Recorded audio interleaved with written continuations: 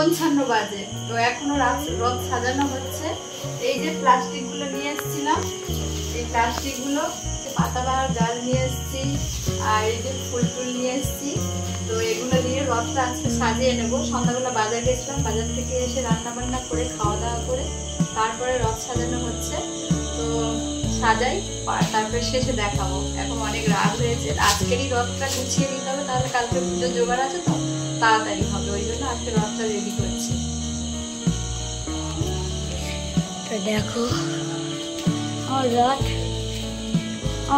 মা এখন বাজে প্রায় রাত 1টা, পুরোপুরি রথটা কমপ্লিট করতে 1টা বেজে গেছে। আর এই যে আমার হেল্পার, এই ফুলগুলো আর এই পাতাগুলো বেশি হয়েছে, কিছু প্লাস্টিকও বেশি হয়েছে, কাগজ। তো অনেক রাত হয়েছে, কিন্তু ঘুম আর পাচ্ছে না, আর ভোর ভোর উঠতে হবে। তো কেমন একা একা সংসার, তো আবার ভোরবেলা উঠে সব করতে হবে। তো রথটা কেমন হয়েছে দেখিয়ে দিই।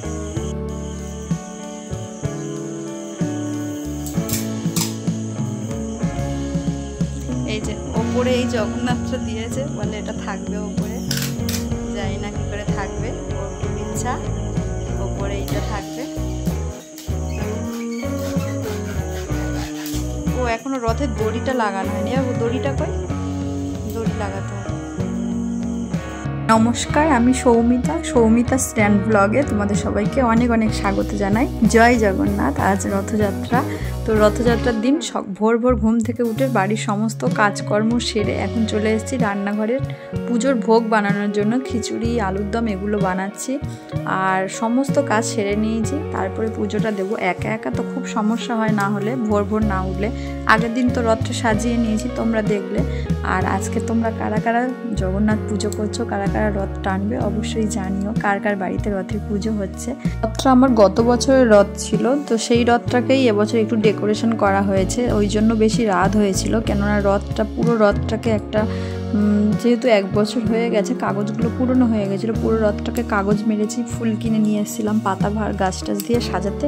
একা একা তো একটু কেউ একজন ধরলে, তাও আমার ছেলে অনেকটাই হেল্প করেছিল। আর এখন দেখো ঠাকুর ঘরে চলে এসেছি, সমস্ত ঠাকুরকে মালা পরিয়ে ফুল দিয়ে, সমস্ত ফুলগুলো আমার গাছের, শুধু মালাগুলো কেনা। তো দেখো এখন আমার দিদির মেয়েকে ডেকে নিয়েছিলাম, কেননা একা একা খুব দেরি হচ্ছিল, আর 1:20 মধ্যে পুজো কমপ্লিট করতে হবে, তাই দিদির মেয়েকে ডেকে নিয়েছিলাম। পাশে মাসিমাও আমাকে হেল্প করেছে, কিন্তু মাসিমাদের যেহেতু অসুখ, তাই পুজোতে কোনো পুজোতে হাত দেবে না। আর পুজো কমপ্লিট হয়ে দেখো আমার জগন্নাথ দেব মাসির বাড়ি যাচ্ছে, আর আমার ভাগ্নি এসছে, দিদিরা এসছে, দিদির মেয়ে এসছে, ভাগনা এসছে, সবাই এসছে, সবাই মিলে রথ টানবো। আর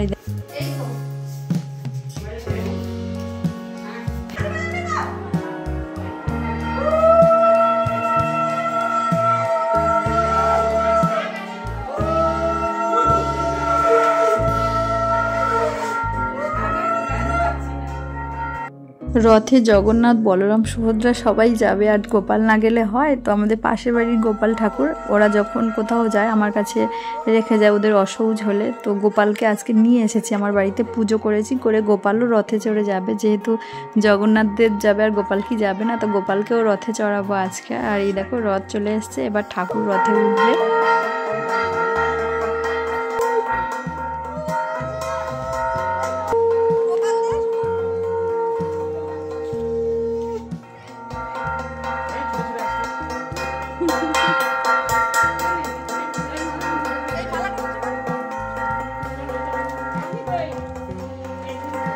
রথটা আমার ছেলের ইচ্ছাতেই হচ্ছে, তাও অনেকটা বড় হওয়ার পরে। আগের বছরে রথটা করেছিলাম, আর ছোটবেলায় মামার বাড়িতে রথ টানতাম। মানে রথ মানেই আমার মামার বাড়ি, রায়দিঘির রথ খুব নাম করা।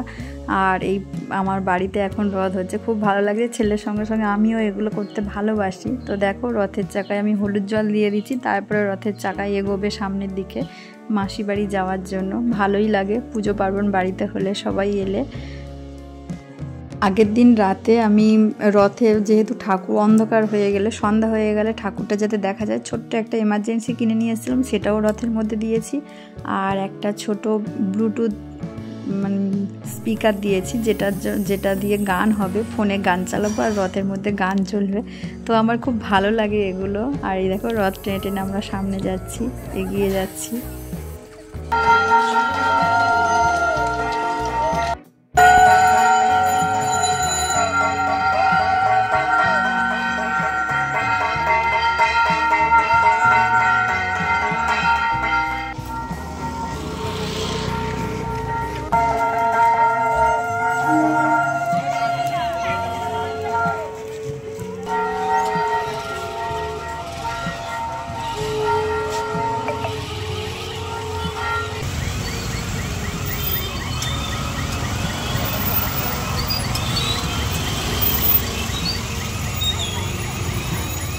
রথ টেনে টেনে নিয়ে গেছিলাম আমাদের বাড়ির থেকে একটু দূরে মন্দিরতলা বলে একটা জায়গা আছে, সেখানে শীতলা মায়ের মন্দির আছে আর বাবা মহাদেবেরও মন্দির আছে। তো ওখানে আরও অনেক বাচ্চারা রথ নিয়ে আসে, ছোট ছোট রথ। আমার ছেলের খুব ইচ্ছা ওখানেই রথ নিয়ে যাবে, যেহেতু আর বাচ্চারা আছে, তো ওখানেই নিয়ে এসেছিলাম। আর এই দেখো আরও কত ছোট ছোট বাচ্চারা রথ নিয়ে এসছে।